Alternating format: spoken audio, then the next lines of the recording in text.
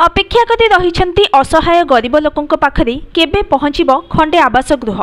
केंद्र सरकार ठारू राज्य सरकार गरीब परिवार को गृह जोगाइबा निमंते प्रधानमंत्री आवास योजना ठारू इंदिरा आवास योजना बिजु पक्का मो घर योजना जाई रही, किंतु आज पर्यंत योजना गुड़िक पहुंची पारिनी।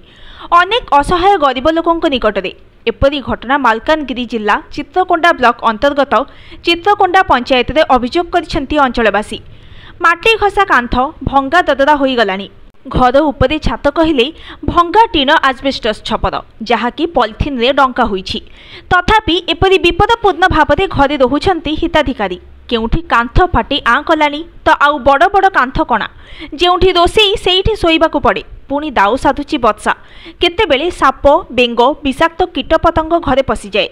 सनमती धनमती दईमती कहिसेंती बारंबार गृह निमंते आवेदन करिसेंती। वर्तमान योग्य विवेचित होइसेंती, किंतु ए पर्यंत आवास घर खंडे मिली नहीं।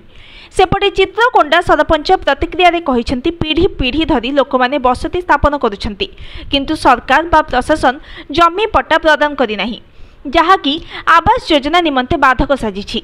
हिताधिकारी माने भंगा ददरा घर गुड़िकरी रहुछंती। कौनसी अघटन घटिले सरकार प्रशासन दायी रहिबे।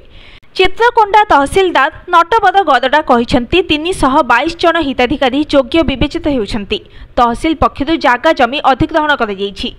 चित्रकोंडा पंचायतटी संपूर्ण बाली मेला माटी बंध एरिया भितर रही एवं हिताधिकारी माने जबरदखल करी रहिछंती। सेमानंक इच्छा जबरदखल करिथिबा जागारे आवास गृह करिबा एहा संभव नहे बोली तहसीलदार कहिछंती। चित्रकोंडा बीडीओ श्री तन्मय पात्र पट्टा जागा नथिबारु आवास योजना बंटन होई पारुनी, किंतु चित्रकोंडा अंचल रे पट्टा न मिलिथिबारु हिताधिकारी माने निजे रखिथिबा जबरदखल जागारे आवास गृह करिबाकू चाहुचंती।